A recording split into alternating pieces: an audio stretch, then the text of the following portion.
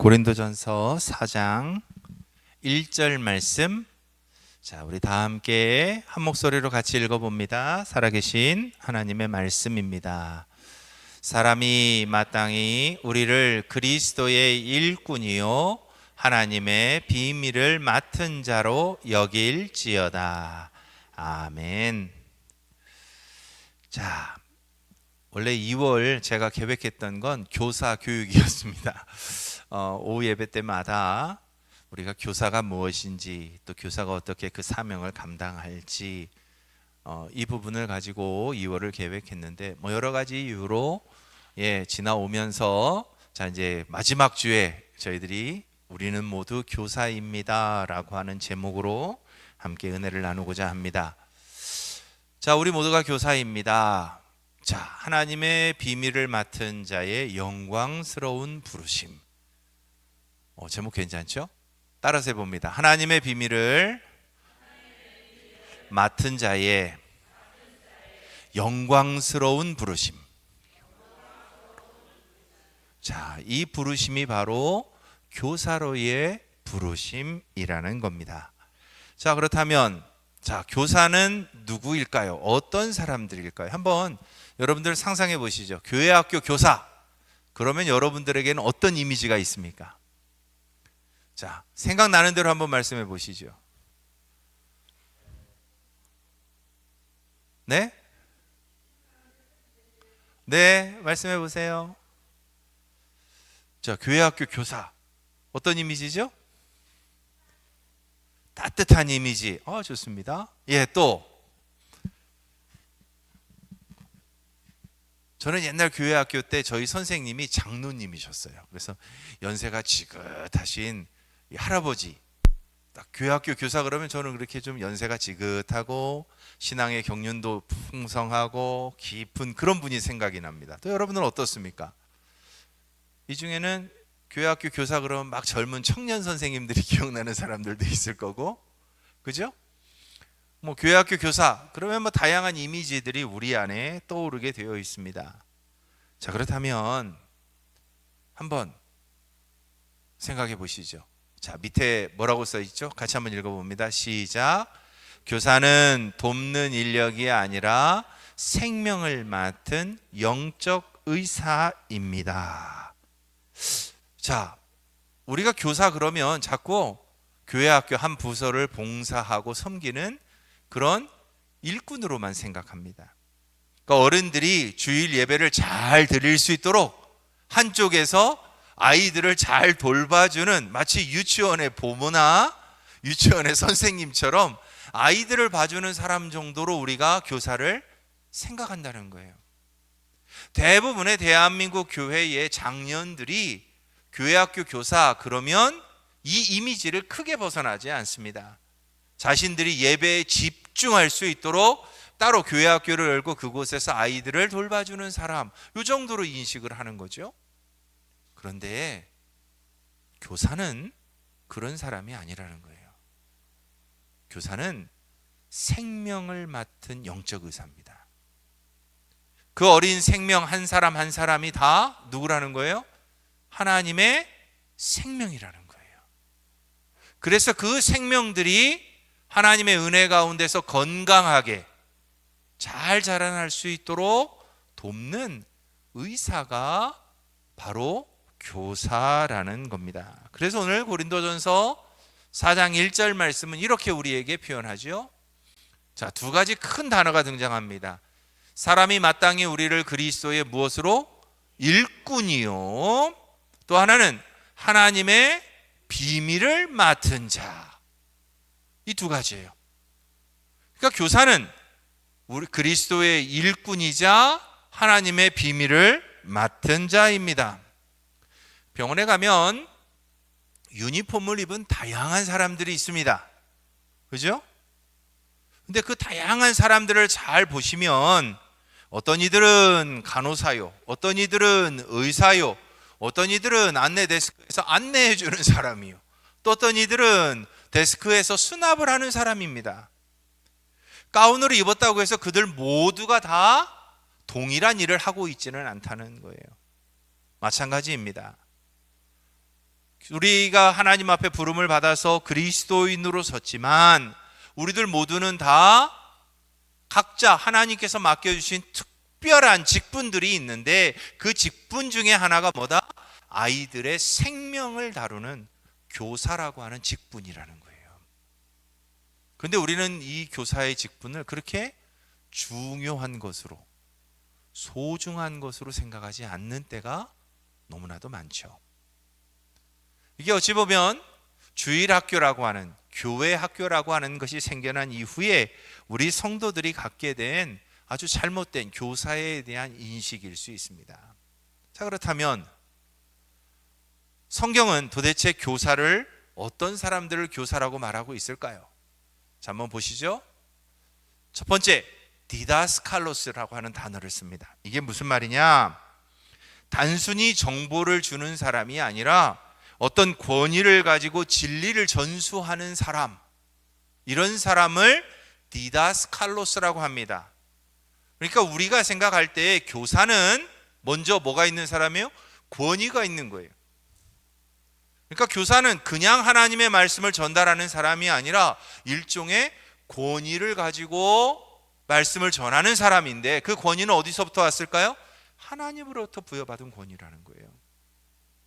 그러니까 진리 되시는 하나님, 진리인 말씀을 가지고 그 말씀의 권위를 힘입어서 그것을 아이들에게 전달해 주는 사람, 이런 사람이 디다스칼로스예요.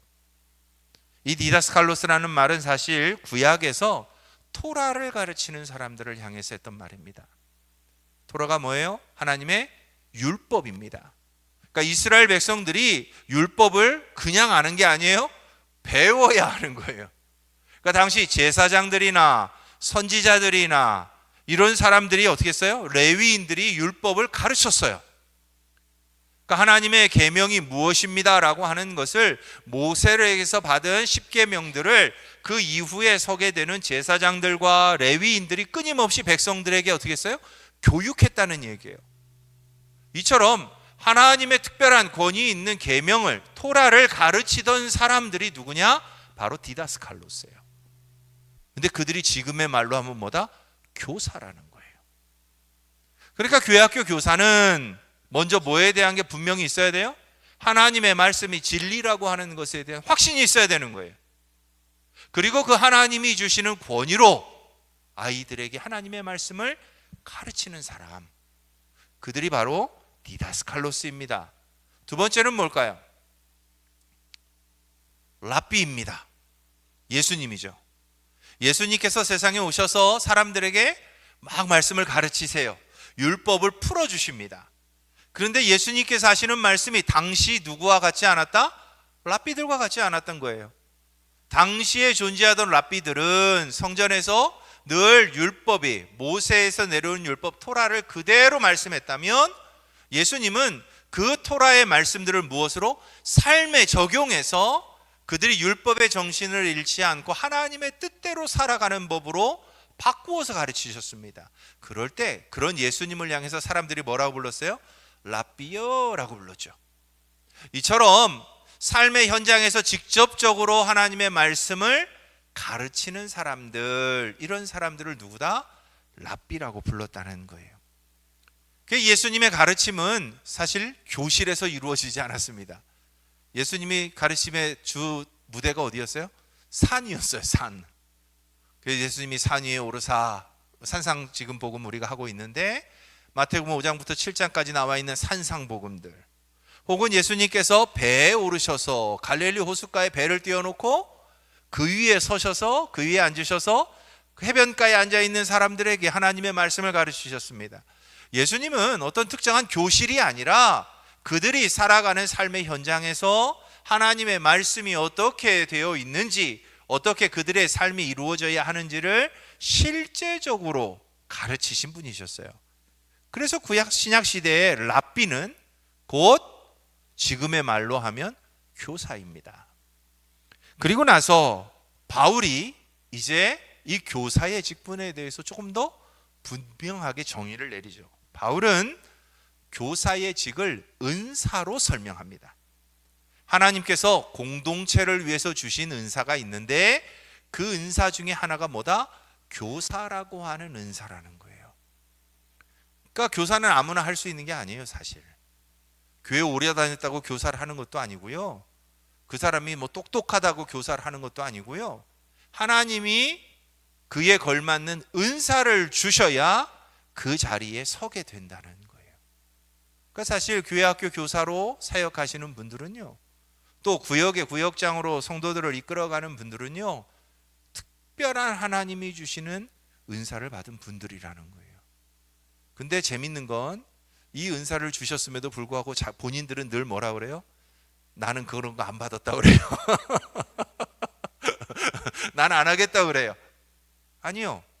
교사의 직임에 맡겨진다는 것은 그만큼 하나님이 그에 걸맞는 은사를 주셨다라고 하는 확증입니다. 그러니 디다스칼로스로서, 랍비로서, 하나님이 주시는 은사로서 우리는 교사의 직을 감당하게 되어 있어요. 그렇다면 신학적으로는 또 뭐라고 말하고 있을까요? 성경에서 교사에 대한 신학적으로 보면 첫 번째는 청직이라고 말합니다. 어떤 청직이냐? 맡겨진 것을 전달하는 것, 맡겨진 것을 관리하는 것, 배분하는 것, 이런 사람들이 청직이에요.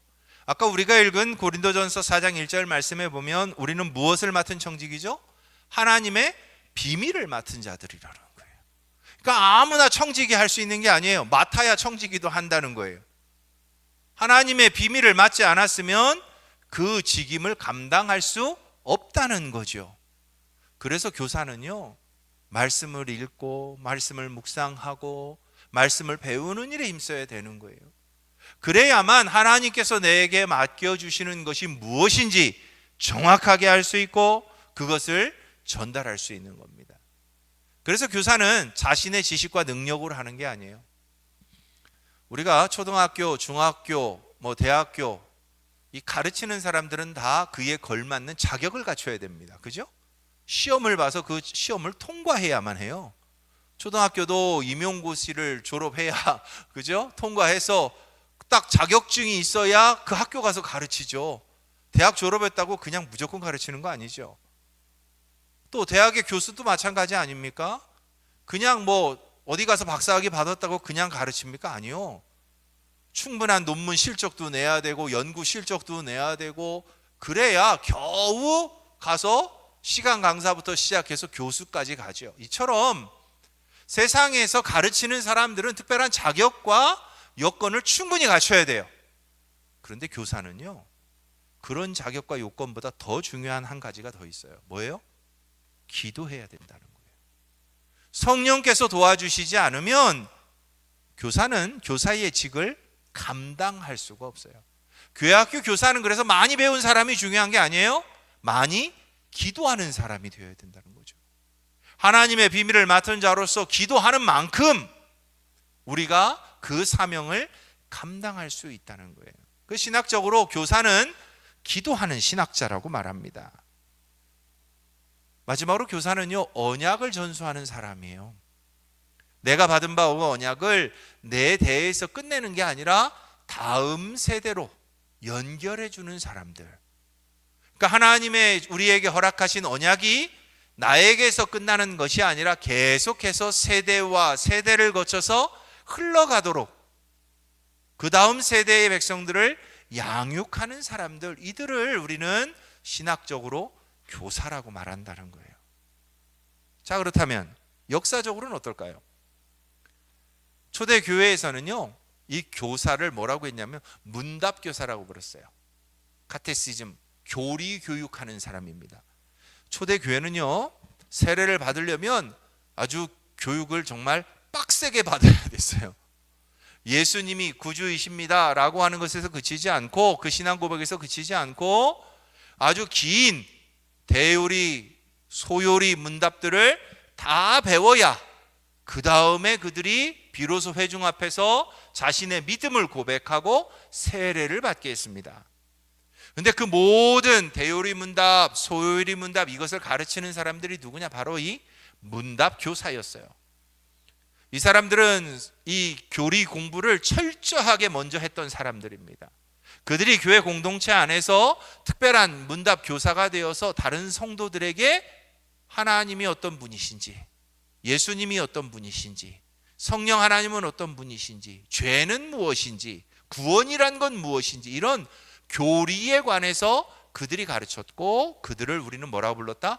문답교사라고 불렀어요.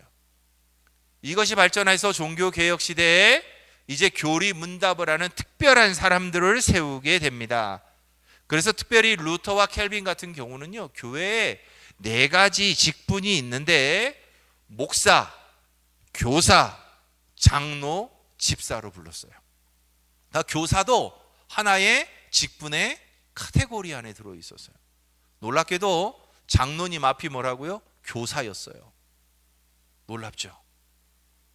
그러니까 실제로 교사가 가지고 있는 이 직임이라고 하는 것이 교회 공동체 안에서 얼마나 중요한 직임이었는지를 그들은 이것을 통해서 우리에게 말해줍니다.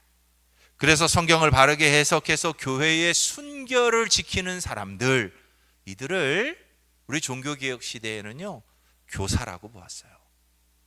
그들의 주 가르침이 뭐였다? 교리문답이었습니다. 근데 이게 근대로 넘어오면서 영국에서 주일학교가 생겨나요. 로버트 레이크스라고 하는 사람이 빈민가에 방치되어 있는 어린이들을 이제 주일에 모아서 그들을 향해서 성경 학교를 시작합니다. 그래서 선데이 스쿨이 시작되면서 이제 주일 학교가 시작이 되는 거예요. 그러면서 그곳에서 성경의 지식을 가르치는 사람들, 그 아이들을 돌보고 학교처럼 그들을 가르치는 사람들을 주일학교, 교회학교, 교사라고 부르기 시작했는데, 가장 큰 특징이 뭐냐? 소외된 계층의 아이들, 그러니까 방치되어져 있는 아이들을 사랑으로 돌보는 사랑의 목자로서의 교사를 이 근대 주일학교에서는 강조했습니다. 그래서 근대 주일학교의 교사들 중에는 대부분 어떤 분들이 많아요? 나이가 지긋하신 어른들이 많으신 거예요. 그래서 우리가 영화 같은 거 보면, 기독교 영화 같은 거 보면, 교회 썬데이 스쿨 같은 거 이렇게 영화에 나오는 언뜻 나오는 장면들을 보면 막 젊은 사람들이 나와서 애들을 가르치는 게 아니에요. 대부분 연세가 지긋하신 어르신들이 나와서 아이들에게 성경의 이야기를, 그리고 그들에게 사랑의 감싸줌을 통해서 그 아이들을 교회 안에서 말씀으로 양육해가는 영적인 부모로서의 모델을 근대 주일학교는 보여줍니다. 자, 성경적으로, 신학적으로, 역사적으로 이 교사라고 하는 직분은 그렇게 우리가 생각하는 것처럼 가볍지 않다는 걸 알 수 있어요. 중요한 것은 이 교사를 통해서 하나님께서는 지금까지 교회를 세워 오셨다는 거예요. 여러분, 다음 세대가 없는 교회가 있을 수 있을까요? 없어요. 우리가 왜 유럽 교회가 저렇게 다 비어갑니까? 라고 하는 질문 앞에 많은 사람들이 그 이유를 찾기 위해서 연구를 참 많이 했어요. 기독교 사회에서 형식화된 종교의 문제, 혹은 뭐 사회 발전의 문제, 뭐 경제적인 문제, 갑자기 주 6일에서 주 5일째만 하는 뭐 여러 가지 환경의 변화, 이런 것들이 원인이 아닐까 여러 가지를 놓고 고민을 했습니다. 그런데 최근에 나오는 이제 연구의 결과들을 보면요, 가장 중요한 게 뭔지 아세요? 다음 세대를 가르치지 못했다는 거예요. 그러니까 마치 부모들이, 그 부모 세대가 자신들의 신앙적 열정과 자신들의 신앙적 감동과 자신들의 신앙적인 그 형태는 당연히 우리 아이들에게 물려갈 거라고 생각을 했다는 거예요. 그러니까 특별히 무언가를 가르치고 그들을 양육하고 그들을 훈련시키고 교육해야 될 필요성을 잘 못 느꼈다는 거예요. 그 결과가 사실은 유럽 교회의 몰락이었고 서구 교회의 몰락이었다는 겁니다. 놀랍게도요, 교회들이 부흥을 맞이하고 성장하는 시기들이 있어요. 영국에서도 그렇고 미국에서도 그렇고 우리나라에서도요. 그런데 그런 부흥과 성장의 시기마다 나타나는 동일한 특징이 하나 있는데요. 뭐냐? 다음 세대에게 철저한 신앙교육을 시켰다는 거예요. 미국 교회가 부흥할 때요, 여러분들 그 왜 옛날 초원이의 집 드라마 기억하십니까? 보신 분들 있으세요? 주일만 되면 어떡하죠? 아이들 다 와이셔츠 입혀서, 그죠? 부모가 아이들 다 데리고 어딜 가요? 아침에 교회를 갑니다. 그리고 아이들도 예배당에 앉아서 같이 어른들하고 예배를 드려요. 그 예배를 다 마치면 또 온 가족들이 같이 와서 또 같이 식탁에 교제를 나눕니다. 부모들이 그 자녀들을 신앙으로 계속해서 키워요. 그 세대가 존재할 때는요, 교회가 성장했어요. 영적으로 부흥했습니다. 그런데 그걸 너무나 당연하게 생각하면서 그걸 소홀히 하기 시작한 때부터 교회가 몰락합니다. 서구 사회도 똑같이 몰락해요. 기억하십시오. 교사의 책임은요, 굉장히 막중합니다. 다음 세대를 키우지 못하면 교회의 몰락은 너무나도 쉽게 이루어집니다. 우리 교회가 그래도 감사한 거예요. 아동부가 있고 유아들이 있고 어찌되었건 간에 하나님의 말씀으로 키워낼 수 있는 다음 세대가 있다는 것은요, 굉장히 감사해야 될 일입니다. 우리는 이 아이들을 보석처럼 여겨야 돼요. 정말 귀한 보물단지처럼 여기면서 우리가 그 아이들을 믿음으로, 사랑으로, 말씀으로 양육을 해가야만 합니다. 근데 그 책임이 누구에게만, 교사에게만 있지 않다는 거예요. 그거는 우리 교회를 이루는 모든 성도들이 가져야 할 동일한 사명의식입니다. 특별히 성경은 이 교사의 좋은 모델로 두 명을 우리에게 보여줍니다. 첫 번째는 바울과 디모데입니다. 바울과 디모데를 보면 디모데후서 1장 5절을 한번 찾아보십시오. 성경, 신약성경 디모데후서 1장 5절 말씀을 한번 찾아보시죠. 디모데후서 1장 5절 말씀입니다. 다 찾으셨어요? 제가 찾으시면 보여주려고 기다리고 있어요. 자, 찾으셨습니까? 자, 같이 한번 읽어봅니다. 시작. 이는 내 속에 거짓이 없는 믿음이 있음을 생각함이라. 이 믿음은 먼저 내 외조모 로이스와 내 어머니 유니게 속에 있더니 내 속에도 있는 줄을 확신하노라. 자, 이게 누가 하는 말이죠? 바울이 디모데에게 하는 말이에요. 자, 중요한 건 바울이 먼저 디모데의 믿음을 인정합니다. 뭐라고 그러죠? 내 속에 거짓이 없는 믿음이 있음을 내가 알고 있다라는 거예요. 그러니까 디모데가 얼마나 신실한 믿음을 갖고 있었는지 우리가 알 수 있죠. 그런데 놀랍게도 그 믿음이 어디서 나왔느냐? 이 믿음은 먼저 누구에게? 외조모 로이스예요. 아버지가 아니에요. 외조모 로이스예요. 내 어머니 유닉이에요.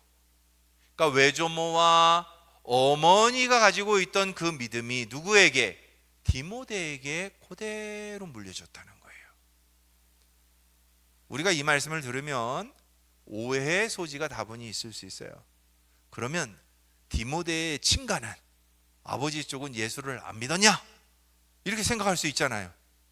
그죠? 궁금하죠? 안 궁금해요? 이거 안 궁금하면 이상한 거예요. 자, 우리가 이걸 생각할 때 디모데라고 하는 사람은 문화적인 배경이 유대 문화가 아닙니다. 디모데는 헬라 문화 속에서 컸어요. 우리가 착각할 때 디모데도 유대인 아니었을까? 아니요, 디모데는 유대인이 아닙니다. 그는 그냥 헬라 사람입니다. 그럼에도 불구하고 디모데가 어디에서 컸어요? 외조모와 어머니 손에서 컸어요. 쉽게 말하면, 그러니까 당시 헬라 문화가 얼마나 방탕한 문화였는지가 여기서도 고스란히 드러나는 거예요. 디모데의 아버지는 가정을 돌보지 않았을 거예요. 그러나 그 외조모와 어머니가 지금 어디 살고 있어요? 친정에 살고 있는 거예요. 따로 살고 있는 게 아니에요. 친정에 와서 외할머니와 어머니와 디모데가 같이 살았던 거예요. 그 속에서 디모데는 뭘 배워요? 믿음을 배웁니다. 그렇다면 믿음의 시작은 누구였을까요? 외조모였겠죠. 외조모가 먼저 믿은 거예요. 그리고 그 딸이, 그리고 그 믿음이 그대로 누구에게? 디모데에게.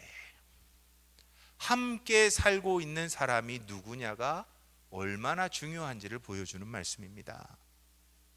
사랑하는 성도 여러분, 여러분들과 함께 살고 있는 사람이 누가 있습니까? 그들에게 여러분들의 믿음을 잘 물려주시기 바랍니다. 그러면서 바울이 이걸 얘기합니다. 너는 누구다? 믿음을 있는 자다. 그러니까 디모데에게 너는 네 외조모와 네 어머니 유닉에 믿음을 있는 사람이야 라고 말을 합니다. 그러면서 왜 디모데에게 이런 말을 했을까요? 당시 사회는 다원주의 사회였고 박해가 아주 심했던 사회입니다. 그러니까 우상숭배도 많았고 여러 가지 헬라 철학에 의해서 사람들이 많이 흔들리던 시기예요. 그러니까 하나님이 한 분만이 아니라 여러 신들 중에 하나처럼 여겨지던 시대라는 거예요. 그 시대에 그 외조모와 그 어머니는 하나님을 하나님으로 알고 믿었다는 거예요. 그 믿음을 디모데는 물려받았죠. 그러니 너는 계속해서 그 믿음을 지켜가야 한다는 거예요. 왜? 사회가 그렇지 않으니까. 또 예수 믿던 사람들이 당시는 핍박받던 시기입니다. 그럼에도 불구하고 너는 계속해서 너희 어머니와 외조모로부터 물받은 그 믿음을 계속해서 지켜가라 라고 말을 해주는 거죠. 그러면서 바울을 뭐로 인정합니까? 너는 내 참 아들이다, 내 영적인 상속자다라고 말을 합니다. 왜요? 디모데가 성장을 했습니다. 이제 목회를 할 나이가 됐어요. 그런데 헬라 문화에서 살아서 헬라인인 디모데가 에베소라고 하는 지역에서 그냥 목회를 하기에는 너무 힘든 상황이 벌어지는 거예요. 이 디모데에게는 아주 특별한 영적인 권위가 필요했습니다. 그 영적인 권위가 누구였냐? 바울이었다는 거예요. 바울은 자신이 디모데의 영적 아버지가 되므로 곧 에베소 교인들에게 디모데는 내 아들이다. 그러니 너희가 누구의 말에? 디모데의 말을 따라서 너희들이 믿음 생활을 잘 해라 라고 이야기를 하고 있다는 거예요. 그러니 다원주의 문화와 여러 가지 박해 상황이 있는 그 지역에서 헬라인이었던 이 디모데가 목회를 잘 하기 위해서 바울은 이 디모데를 자신의 무엇으로? 영적인 아들로, 참 아들로 인정하는 이 선언을 하고 있는 거죠. 그러면서 바울은 계속해서 말합니다. 교사는 그래서 영적으로 낳는 자들. 그러니까 내가 맡은 반 아이들은요, 내가 물리적으로 낳은 아들은 아니지만, 자녀들은 아니지만 무엇으로? 영적으로 낳은 자녀들처럼 바울이 디모데를 생각했던 것처럼 우리 교사들은 우리의 아이들을 대할 수 있어야 한다는 거죠. 그래서 내가 가지고 있는 최대한의 권위, 내가 가지고 있는 가장 아름다운 것, 이것들로 누구를? 내게 맡겨진 아이들을 양육하고 돌보고 그들을 성장시키는 데 써야 된다는 겁니다. 그래서 교사는요, 바울과 디모데의 예를 보면 영적으로 낳는 자라는 것을 분명하게 알 수 있습니다. 두 번째로 성경은 모세와 여호수아의 관계 속에서 교사가 어떤 사람인지를 말해 줍니다. 한번 찾아보시죠. 출애굽기 33장 11절 말씀입니다. 출애굽기 33장 11절 말씀입니다. 찾으셨습니까? 자, 우리 같이 한번 읽어볼까요? 시작. 사람이 자기의 친구와 이야기함 같이 여호와께서는 모세와 대면하여 말씀하시며 모세는 진으로 돌아오나 눈의 아들 젊은 수종자 여호수아는 회막을 떠나지 아니하더라. 당시 고대 근동 사회에서 지도자와 조력자의 관계는 스승과 제자의 관계보다 훨씬 더 강력한 종속적인 결속을 의미하고 있었습니다. 쉽게 말하면 지금 우리가 말하는 스승과 제자 정도가 아니라 이 모세와 여호수아가 가지고 있었던 이 관계는 아주 특별한 관계였다는 거예요. 그 관계의 원리가 뭐냐? 동행하는 자였다는 겁니다. 쉽게 말하면 늘 함께 붙어서 다니는 사람이라는 거예요. 그러니까 모세와 여호수아의 관계는 늘 함께 하던 관계입니다. 특별히 모세와 여호수아가 살던 이 시대는 광야 시대입니다. 이스라엘 백성들이 광야에서 하나님의 인도하심을 받으며 지내던 시기이죠. 그러니까 하나님의 말씀을 받아서 백성들에게 전달하는 이 일은 매우 중요했습니다. 그런데 이 일을 모세가 감당하는데 그런 모세의 곁에 늘 누가 있었다? 여호수아가 있었다는 거예요. 그래서 그를 성경은 뭐라고 표현하죠? 수종자라고 표현합니다. 시종자. 여기서 말하는 이 시종자는요, 가장 가까이서 목격한 사람입니다.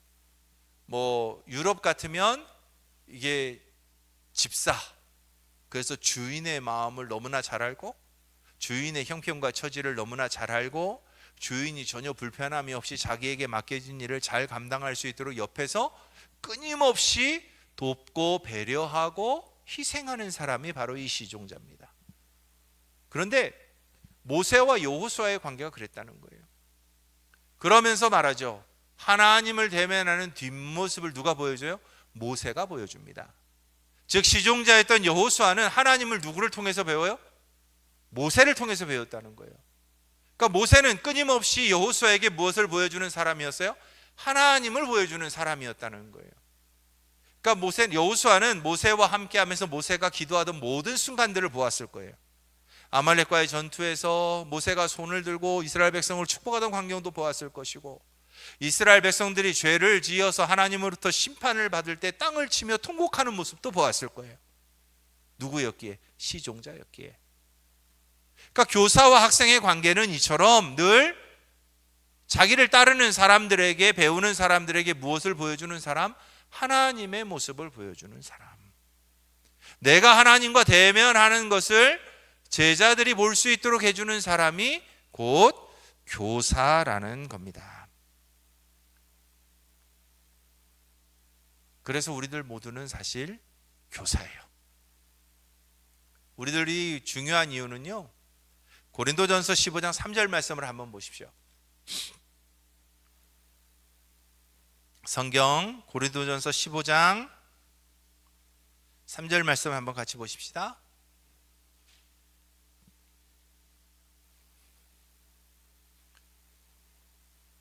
다 찾으셨습니까? 자, 같이 한 목소리로 읽습니다. 시작. 내가 받은 것을 먼저 너희에게 전하였노니 이는 성경대로 그리스도께서 우리 죄를 위하여 죽으시고. 자, 여기서 보시면 내가 받은 것을 너희에게 전하였다라고 표현합니다. 그죠? 바울도 모세도 디모데와 여호수아에게 교사가 되기 위해서 했던 첫 번째가 뭐예요? 받는 거였어요. 그러니까 하나님으로부터 자신이 받은 것, 그것을 그대로 어떻게 했다는 거예요? 교사가 되어서 제자이고 수종자인 디모데와 여호수아에게 그대로 전달해 주었다는 거예요. 그래서 실질적으로 우리에게 있어서 가장 중요한 것은 우리가 먼저 어떤 사람이 되어야 돼요? 받는 사람이 되어야 된다는 거예요. 그래서 교사는요, 끊임없이 하나님이 주시는 말씀도 받아야 되고 은혜도 받아야 되고 기도의 체험도 받아야 되고 여러 가지를 받아야 돼요. 내가 먼저 하나님에 대한 충분한 체험과 경험이 있어야 이 경험과 체험이 말씀을 통해서 누구에게? 다른 사람들에게, 다른 아이들에게 흘러가고 전달되는 거예요. 그래서 저는 옛날 나이 지긋하신 우리 장로님들, 권사님들이 선생님, 교회학교 선생님으로 섬겨주시던 것이 굉장히 중요했다고 믿는 사람 중에 하나입니다. 자신들이 살아오면서 인생에서 경험했던 그 하나님, 그 어려움과 고난 가운데서 늘 자신과 동행하시면서 자기를 이끌어 주셨던 그 하나님에 대한 고백이 그 선생님들의 가르침 속에 언제나 묻어 있었거든요.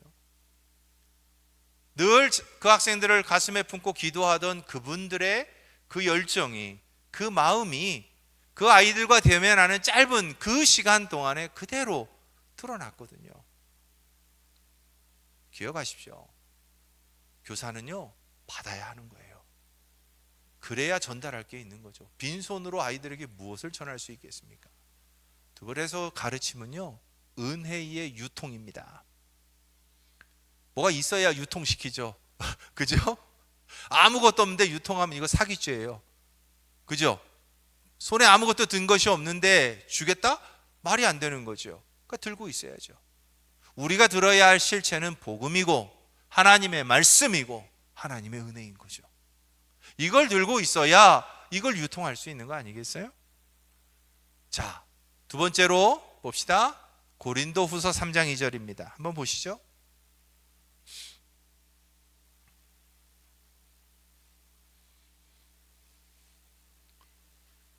고린도후서 3장 2절 말씀입니다. 자, 우리 같이 한번 읽어봅니다. 시작. 너희는 우리의 편지라 우리 마음에 썼고 뭇 사람이 알고 읽는 바라. 자, 아이들은 성경보다 무엇을 읽어요? 성도를 먼저 읽습니다.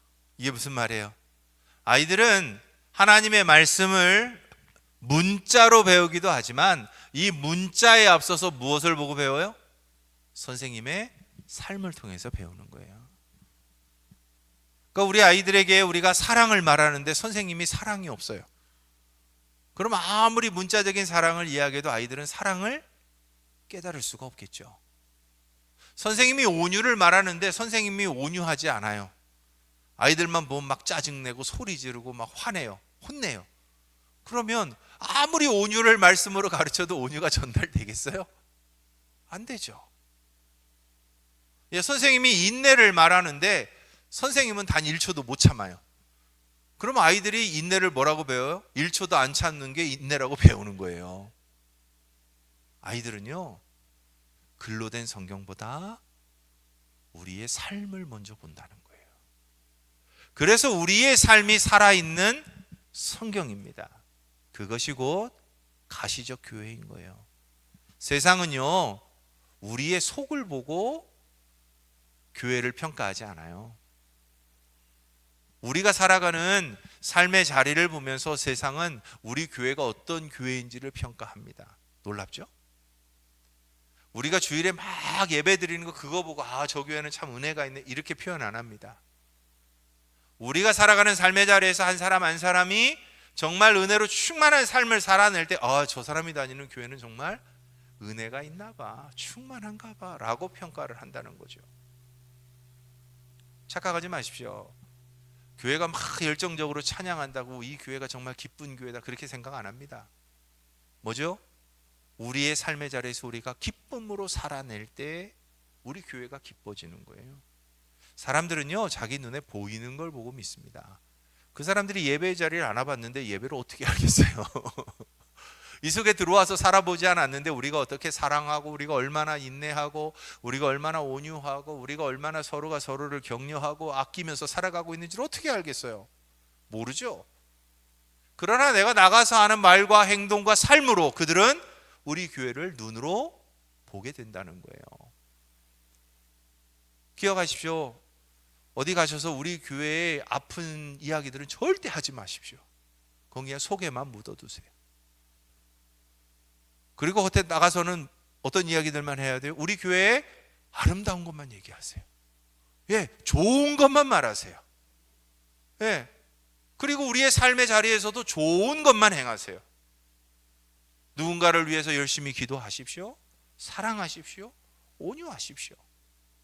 그것이 우리 교회를 어디에? 세상에 보여주는 모습인 거예요.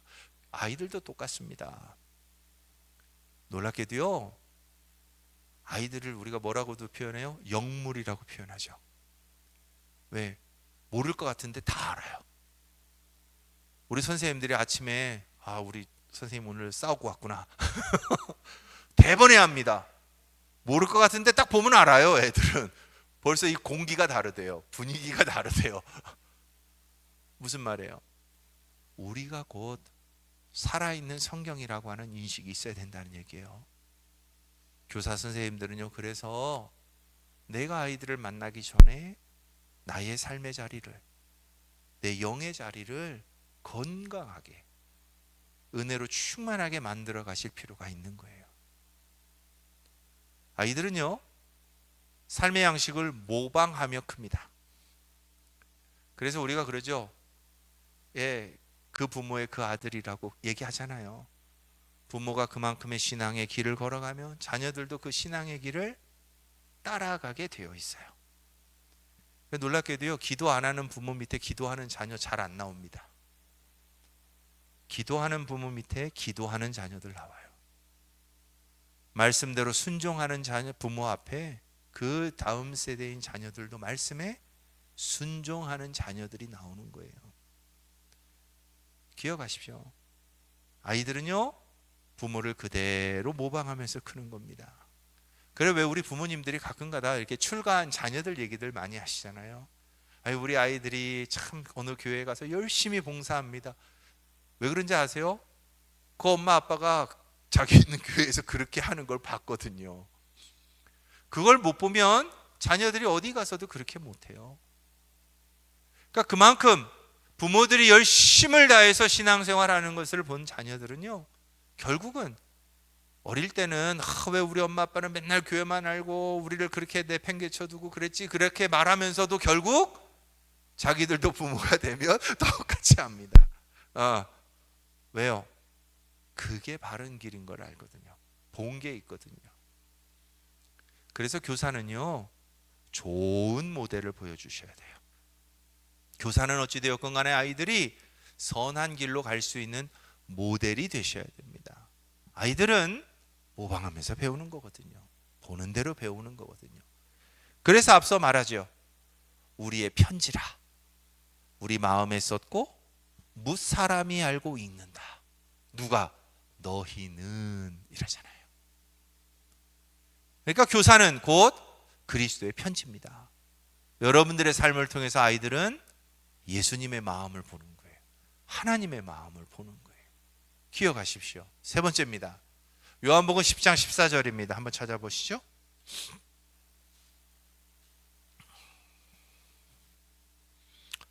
요한복음 10장 14절 말씀. 자, 우리 찾으셨으면 다 함께 같이 읽어볼까요? 시작. 나는 선한 목자라. 나는 내 양을 알고 양도 나를 아는 것이. 자, 중요한 게요, 한 영혼을 깊이 아는 목자의 특권이 있습니다. 저는 대한민국에서 제일 크다고 하는 교회 중에 하나에서도 목회를 해봤고요. 또 우리 세길교회처럼 이렇게 아담하고 작은 교회에서도 목회를 하고 있습니다. 큰 교회는 이 작은 교회가 줄 수 없는 특별한 것들이 있어요.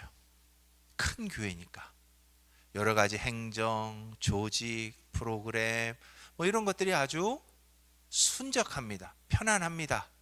왜? 내가 못해도 해주는 사람들이 많아요. 그런데 그런 큰 교회가 갖지 못한 아주 놀라운 특권이 이 작은 교회 안에도 있습니다. 뭔지 아십니까? 큰 교회는요, 벌써 100명이 넘어가는 순간부터 그 사람이 누군지를 몰라요. 그 사람의 삶이 어떤지도 몰라요. 그런데 우리 교회는 어때요? 한 사람 한 사람 다 알죠. 저 사람의 형편과 처지가 어떤지, 지금 어떻게 생활하고 있는지, 지금 내가 그를 위해서 무엇을 위해서 기도해야 될지 다 아는 거죠. 한 영혼을 깊이 아는 목자의 특권이 어디에 있어요? 우리 교회만한 사이즈는 있는 거예요. 기억하십시오. 우리 교회 주일학교가 100명, 200명이 안 된 게 오히려 감사할 수도 있어요. 왜요? 여러분들 그 아이들 한 사람 한 사람을 깊이 아는 특권이 있잖아요. 미래의 그 아이들이 그 한 명이 100명이 될 수 있어요. 제가 언젠가 그 예화를 했는지 모르겠습니다. 옛날 장신대 총장이셨던 서정훈 목사님이라고 계세요. 서정훈 총장님. 이분이 학위를 받고 인도네시아 선교사로 갑니다. 그래서 인도네시아 선교사로 가셔서 5년을 사역을 해요. 이분이 귀국하고 싶어서 귀국한 게 아니라 장신대에서 어쩔 수 없이 총장으로 모셔서 어쩔 수 없이 이분이 귀국을 합니다. 근데 이분이 장신대 총장이 되셔서 늘 수업에 들어오셔서 하셨던 이야기가 있어요. 자기는 실패한 선교사라는 거예요. 자기가 5년을 선교지에서 사역했는데 세례를 딱 2사람 줬답니다. 그러니까 5년 동안 2사람밖에 세례를 못 줬으니 자기가 자신을 평가할 때 자기는 실패한 선교사라는 거예요. 세월이 흐릅니다. 나중에 이분이 은퇴하기 전에 자신의 고백을 바꿉니다. 나는 실패한 선교사가 아니라 성공한 선교사였습니다. 왠지 아십니까? 그 세례를 주었던 2명의 사람 중에 한 사람이 인도네시아의 교단의 총회장이 돼서 한국으로 옵니다. 그러니까 젊은 청년이 세례를 받고 신학을 공부해서 목사가 돼서 인도네시아의 아주 큰 개신교단의 총회장이 돼서 한국으로 온 거예요.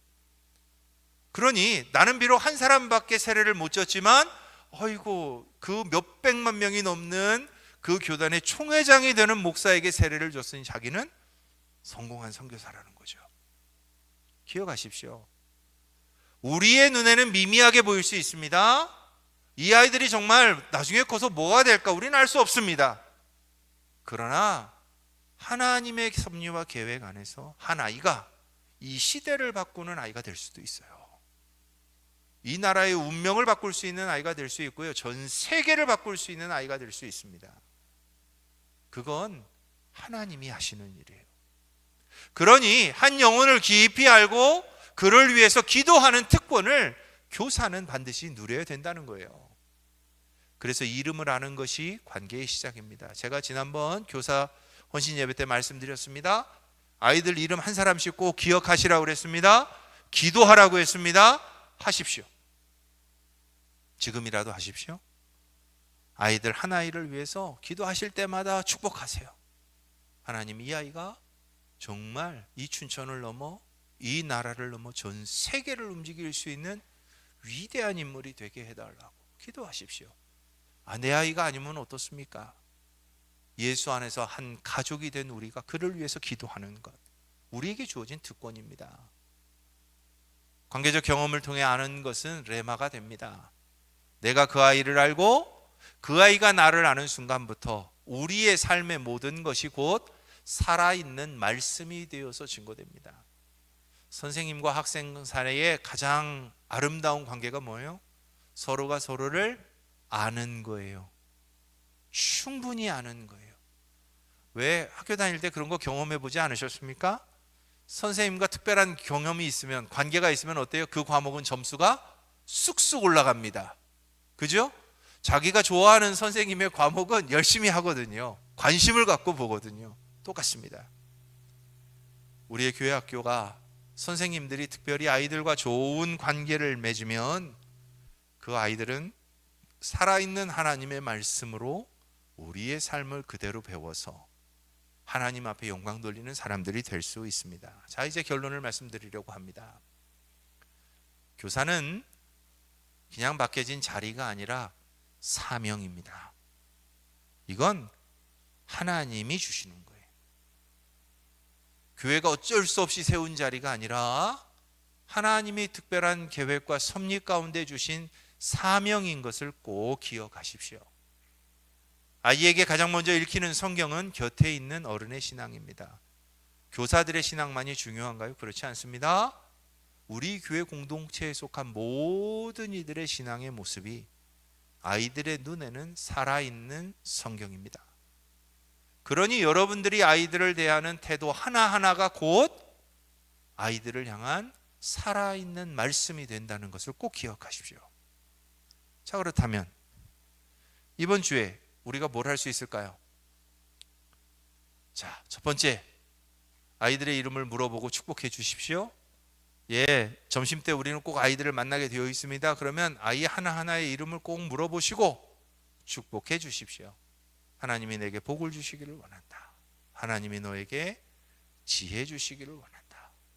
여러분들이 내뱉는 그 한마디의 축복의 기도가 그 아이의 삶에 반드시 이루어질 것을 믿습니다.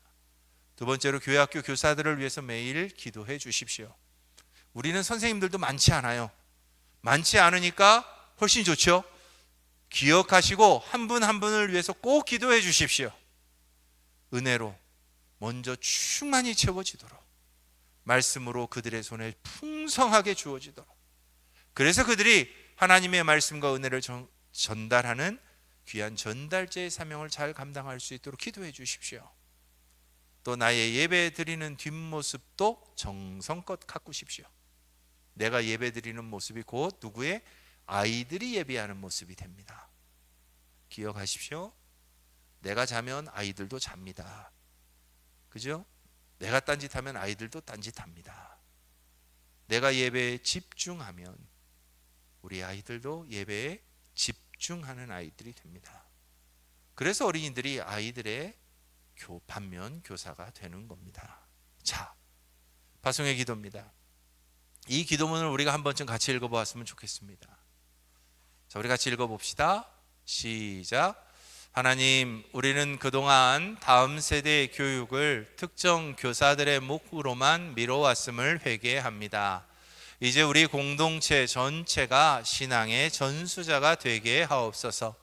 우리를 그리스도의 비밀을 맡은 자로 불러주셨사오니 우리의 삶을 통해 아이들이 창조주 하나님을 기억하게 하옵소서. 우리를 통해 다음 세대가 살아나게 하옵소서.